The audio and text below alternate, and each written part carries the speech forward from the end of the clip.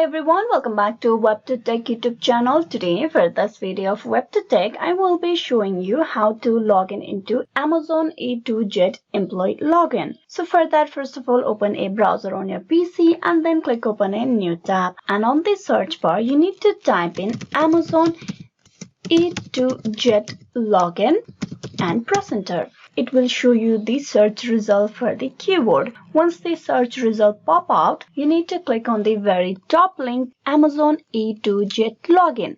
Click upon that.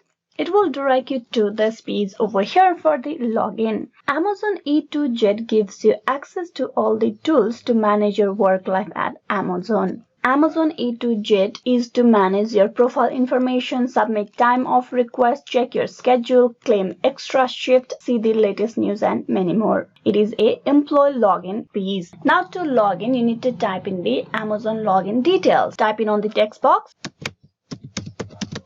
Then click on login. Then type in the password.